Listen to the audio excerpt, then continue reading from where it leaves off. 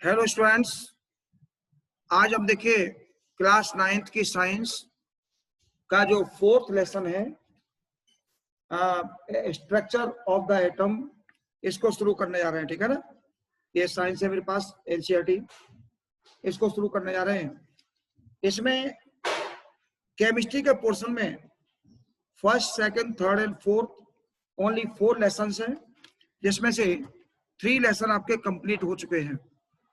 उसके आपने सारे इन टेक्स्ट क्वेश्चन भी कर लिए और सारे के सारे एक्सरसाइज के क्वेश्चन भी सॉल्व हो गए, सारे नोट्स बन गए बहुत बढ़िया तरीके से। 3 लेसन का आपने 3 लेसन्स का फर्स्ट, सेकंड और थर्ड का सॉल्यूशन तैयार कर रखा है। ओके, कुछ आपके टेस्ट भी हो चुके हैं। अब आपका साइंस का जो केमिस्ट्री पोर्शन है उसका 4th लेसन देखिए। 4th लेसन में आज मैं इसकी स्टार्टिंग कर रहा हूं और इसमें सबसे पहले देखिए इलेक्ट्रॉन, प्रोटॉन और न्यूट्रॉन। आज के इस वीडियो में आप इलेक्ट्रॉन, प्रोटॉन और न्यूट्रॉन के बारे में ओनली पढ़ेंगे। इसके बाद इसके मॉडल्स आएंगे, एटॉमिक मॉडल्स। उसके बाद जैसे थॉमसन का मॉडल है, रदरफोर्ड का मॉडल है, बोर का मॉडल है। उसके बाद इलेक्ट्रॉनिक कॉन्फ़िगरेशन आएगा। उसके बाद इलेक्ट्रॉनिक स्ट्रक्चर्स आएंगी डिफरेंट एलिमेंट्स की, एटम्स की। ठीक है ना, एंड सो ऑन। तो आज देखिए इस वीडियो में इलेक्ट्रॉन, प्रोटॉन और न्यूट्रॉन के बारे में कि किसने इसकी डिस्कवरी की, कितना इनका मास होता है, कितना इनका चार्ज होता है, और एटम के न्यूक्लियस के अंदर कौन कौन रहता है। तो सबसे पहले तो देखिए मैं आपको एक डायग्राम ड्रॉ करके बता देता हूं। ये सपोज न्यूक्लियस हमने बनाया। न्यूक्लियस के अंदर ध्यान रखिएगा प्रोटॉन होता है और न्यूट्रॉन। प्रोटॉन और neutron, proton positive charge particle होते हैं, प्रोटॉन पॉजिटिव चार्ज पार्टिकल होते हैं। न्यूट्रॉन न्यूट्रल होते हैं, न्यूट्रल यानी इन पर कोई चार्ज नहीं होता, इसलिए मैंने इनके ऊपर 0 लिख दिया है। चार्ज लेस पार्टिकल होते हैं। न्यूट्रॉन न्यूट्रल होने के कारण ही इनका नाम न्यूट्रॉन रखा गया। प्रोटॉन पॉजिटिव चार्ज पार्टिकल हैं और इलेक्ट्रॉन नेगेटिव चार्ज पार्टिकल हैं, जो कि डिफरेंट जो ऑर्बिट्स होती हैं, जो और सेल्स होती हैं अराउंड न्यूक्लियस, उनमें मूव करने वाले जो पार्टिकल होते हैं नेगेटिव चार्ज पार्टिकल, उनको बोलते हैं इलेक्ट्रॉन। इलेक्ट्रॉन इन ऑर्बिट्स में चक्कर लगाते हैं। ओके, ठीक है ना, इलेक्ट्रॉन इन ऑर्बिट्स में चक्कर लगाते हैं, जिनका सिंबल होता है ई नेगेटिव। नेगेटिव चार्ज पार्टिकल होता है ये इलेक्ट्रॉन, इन पर चार्ज होता है नेगेटिव। ओके, ये हो गया। देखिए तो इलेक्ट्रॉन के बारे में, negative charge particles which revolve around the nucleus is called electron. जो न्यूक्लियस के चारों ओर नेगेटिव जो पार्टिकल है, जो चक्कर लगाता है, नेगेटिव चार्ज पार्टिकल, उसको बोलते हैं इलेक्ट्रॉन। इट्स सिंबल इज, इसका जो सिंबल है उधर रखिएगा, इलेक्ट्रॉन का सिंबल है ई नेगेटिव। ठीक है ना, और मैं सारे के सारे सिंबल बता देता हूं। और प्रोटॉन का सिंबल पी प्लस लिखते हैं इसको। ठीक है ना, मोस्टली इलेक्ट्रॉन का सिंबल ही है। प्रोटॉन के लिए तो हम H प्लस भी लिख दिया करते हैं। ठीक है ना, तो प्रोटॉन के लिए हम ओनली पी लिखेंगे, इलेक्ट्रॉन के ई लिखेंगे। और इलेक्ट्रॉन का जो मास है, देखिए mass of electron, mass of electron वो होता है 9.1 into 10 to the power minus का 31 kg।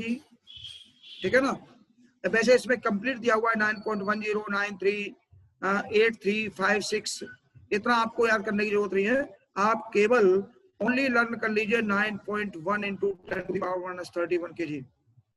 इसको थॉमसन, जे थॉमसन ने 1897 में इसको डिस्कवर किया था।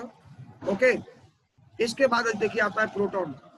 प्रोटॉन पॉजिटिव चार्ज पार्टिकल होता है, जो कि न्यूक्लियस के अंदर रहता है, वो चारों ओर मूव नहीं करता है न्यूक्लियस के। और इसका मास होता है, ध्यान रखिएगा, प्रोटॉन का मास है mass of proton is equal to 1.67, इसमें एक डिजिट और लिख देता हूं, 262 लिखा हुआ है, अगर मान लीजिए यहाँ पर 3 लिख देता हूं मैं, into 10 to the power minus 27 kg, ठीक है ना, और चार्ज इस पर पॉजिटिव है। और इसको रदरफोर्ड ने, अर्नेस्ट रदरफोर्ड ने 1920 में डिस्कवर किया था। तो सबसे पहले डिस्कवरी किसकी हुई?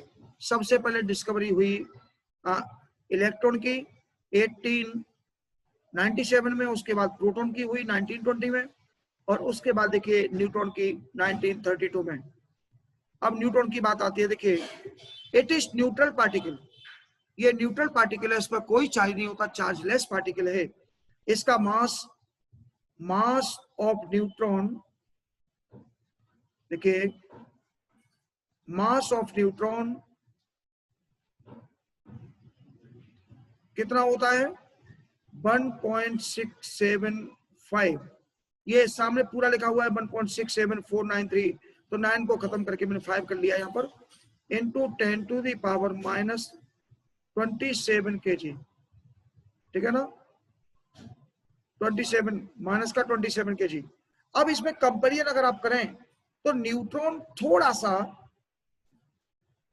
प्रोटॉन से हेवियर है, mass of neutron slightly more, थोड़ा सा मोर है, किससे? मास ऑफ प्रोटॉन से।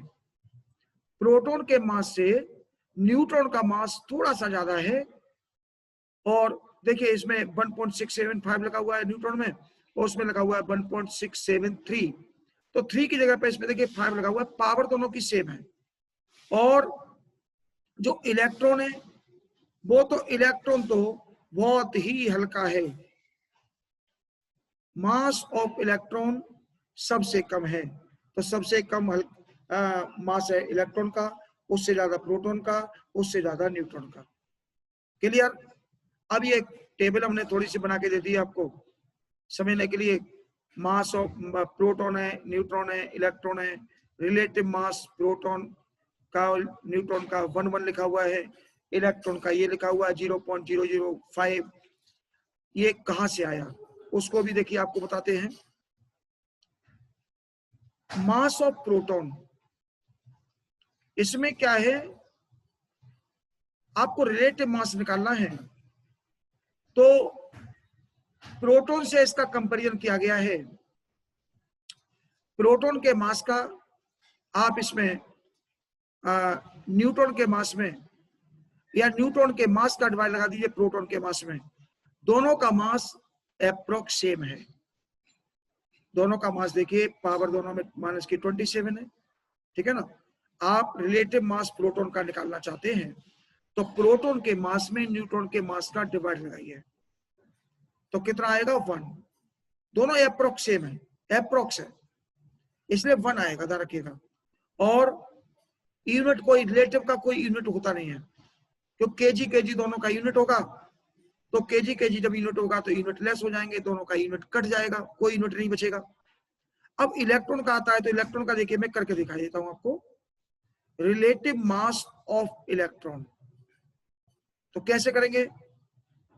9.1 into 10 to the power minus का 31 kg, और न्यूट्रॉन का मास है 1.675 into 10 to the power minus 27 kg। इसको आप सॉल्व करके देखिए, थोड़ा सा देखिए, मैं इसको सॉल्व करता हूं, इसको ऊपर करता हूं,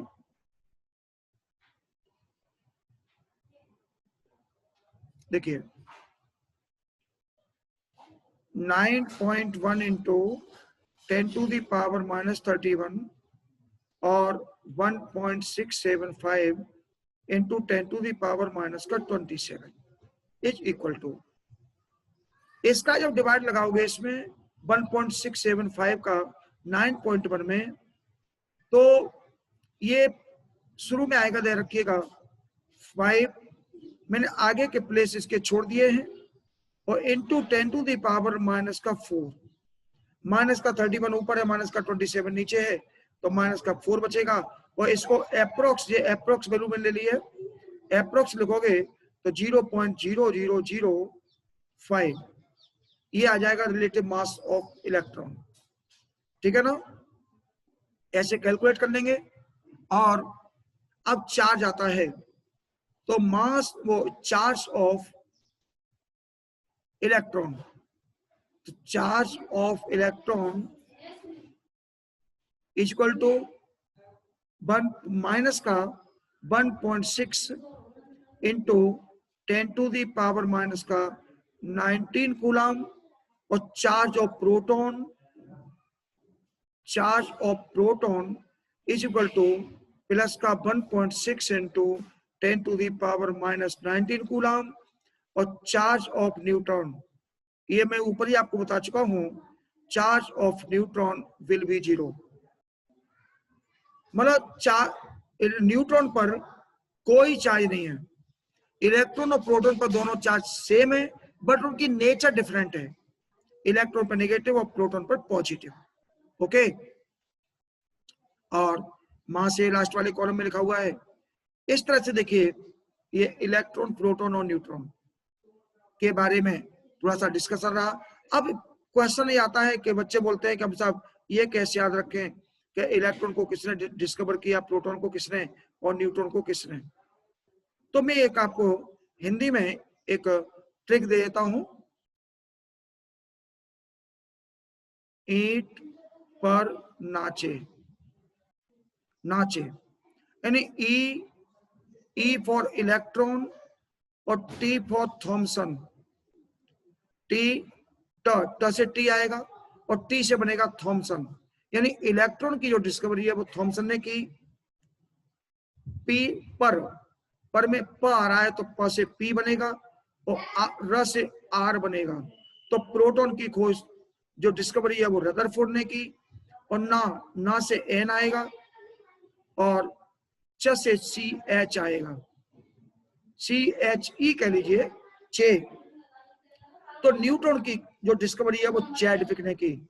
मैं इनको सर्कल कर देता हूं।